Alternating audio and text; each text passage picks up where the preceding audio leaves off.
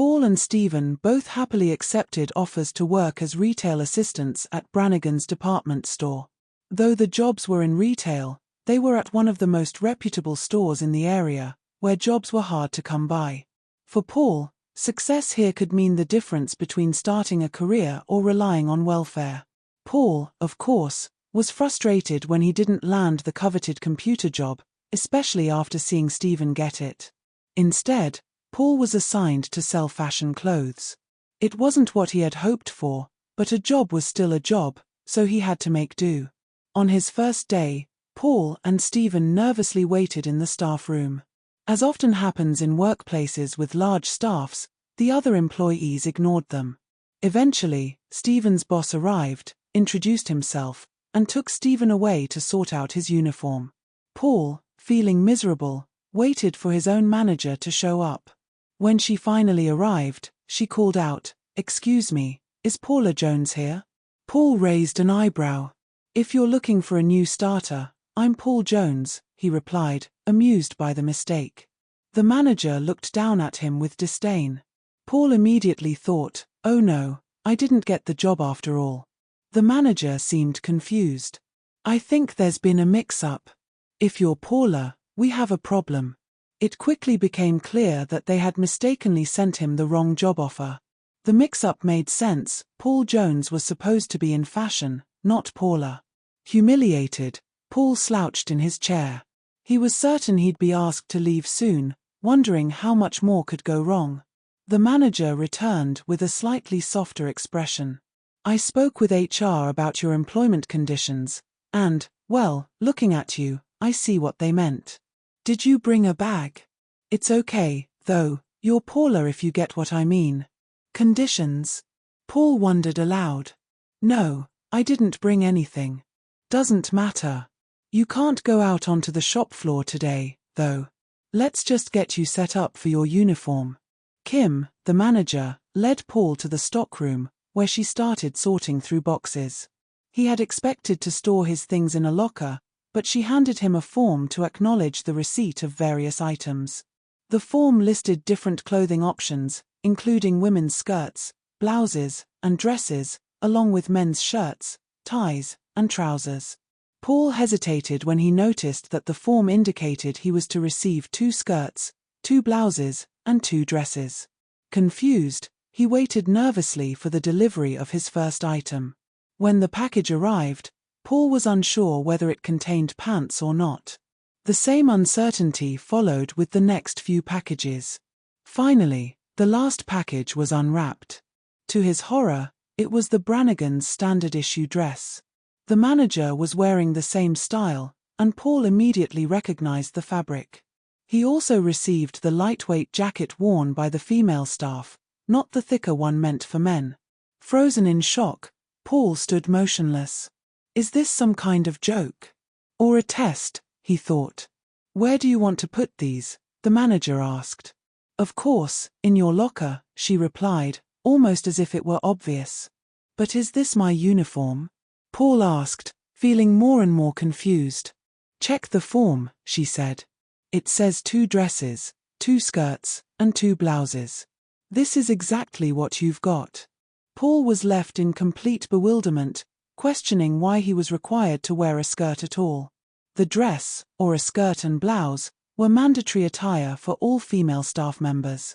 Unfortunately, it was against company policy to make exceptions, though the manager made it clear there could be no debate. Allowing one person to wear trousers would require all the women to be given that option, and that was simply not something the company could allow. I understand, Paul replied, but did you know I'm a man? I can't dress like this. People will notice. The manager paused. Look, Paul, deep down, I know you're a man. But honestly, we almost didn't hire you based on your appearance. We knew our customers and staff would question why we let a woman wear trousers, and that's not something we can have. Are you saying I look like a woman? Do you really think that? The manager sighed, her tone softening. It's okay if you don't want the job. But if you do, we'll make sure you fit in just fine. A little makeup, some fake breasts, and a nice haircut would be all you need. Your hair is already quite long. Paul was left to wonder if there was an alternative. I can't possibly look that girly, can I? In reality, he did. Paul had soft, delicate features, large eyes, high cheekbones, and a soft voice. He was small and slight, trying to hide it by dressing as masculine as possible, but it often didn't work. He frequently heard people accidentally refer to him as she or her. I'm sorry, Paul, but if we let you wear men's clothes, we'd cause a riot. The women here will resent you for getting away with it, and we can't have that. It may sound ridiculous, but with over 200 women working here, wearing these clothes hasn't harmed anyone. It really wouldn't be that bad, would it? After considering his options, Paul decided to accept the job. He reasoned that once he got his foot in the door, he could later find a way to avoid wearing a dress. He needed the job, and he hoped the manager would forget the whole thing once she saw him trying to dress as a woman. By the time the first week passed, Paul had yet to even glance at the uniform they'd given him. His training mostly involved getting a haircut and learning how to apply makeup, all under the guise of selling beauty products. He also had to use home waxing kits and later moved on to more advanced products like fake eyelashes, false nails, and hosiery. By the end of the week, Paul felt he was fully knowledgeable about feminine products. He could now apply makeup, style his hair, and do almost anything a typical woman would do. The first time he applied makeup, he was surprised by the results. He looked in the mirror and was genuinely astounded. When the manager showed him a photo taken during the store's 1-hour processing, he had to do a double take. The photo of him looked undeniably feminine, so much so that it seemed as though his head had been attached to a woman's body. The lack of breasts and the clothing were the only things that hinted at his true gender. To avoid Stephen at lunch, Paul had not yet told him about his situation. He'd already gone through curls and highlights in his hair, had his eyebrows waxed, and his beard permanently removed.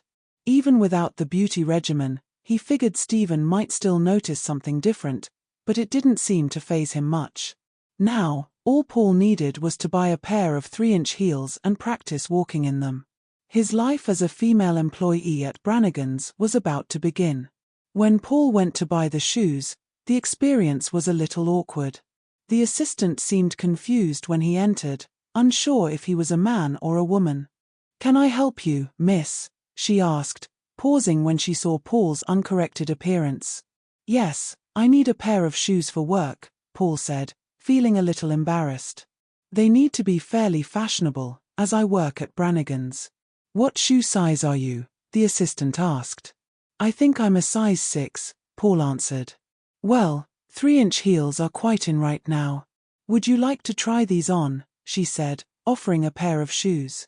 Paul's small shoe size made him feel both embarrassed and relieved. He took off his sneakers and began to try on the heels, with the assistant helping him. She carefully placed the first shoe on his left foot while he sat down. He quickly became aware of how tight and restrictive the shoes felt compared to his usual ones. They made his feet appear smaller, which embarrassed him. The assistant swiftly slipped on the matching shoe and asked, "What do you think? Why don't you take a quick walk around?" Paul hesitated before replying, No, that's okay. I'll take them, they're really nice." The shopkeeper, noticing his hesitation, said, "Are you sure? We have plenty of other pairs you can try." "No, that's fine," Paul replied, then asked, "How much?" Afterward, Paul rushed into another store to buy new underwear.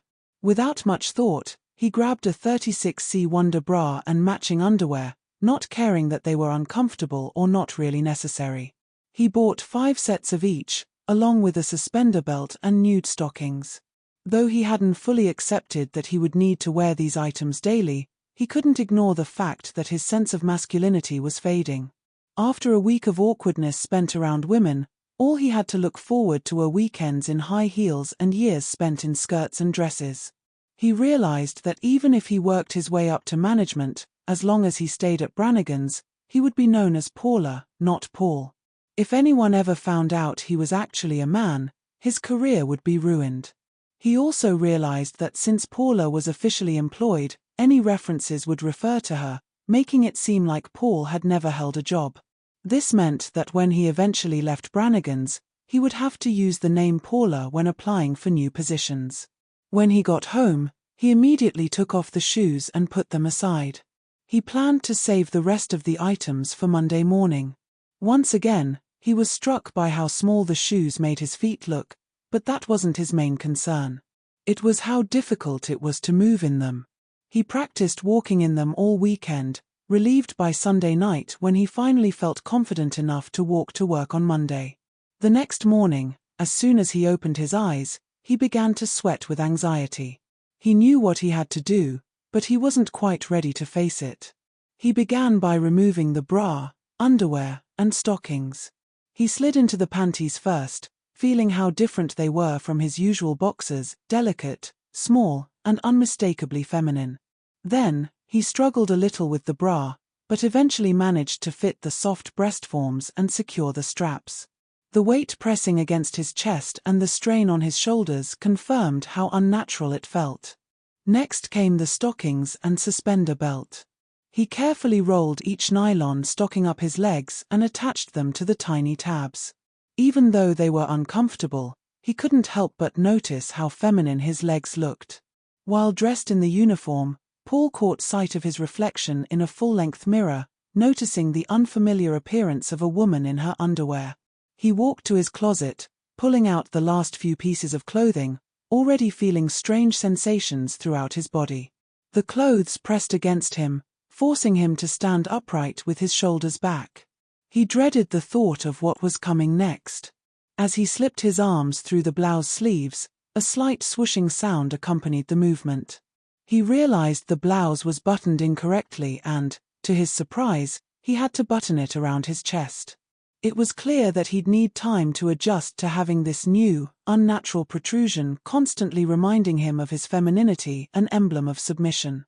Next came the skirt, the moment he'd dreaded ever since seeing it on the form. He was about to become part of a long tradition of women who had sacrificed freedom of movement for appearances. For centuries, skirts had been a symbol of restraint and control. Now, as a woman, Paul understood how this garment would affect how he sat, stood, walked, and even how he knelt. It would offer no protection in a dangerous situation. Men would stare, and it was now his turn to feel it. He stepped carefully into the skirt, pulling it up over his hips. The silk lining of the skirt brushed against the nylon of the stockings, exposing a small patch of skin. He buttoned the skirt at the back, creating a smooth front surface that ended just above his knee.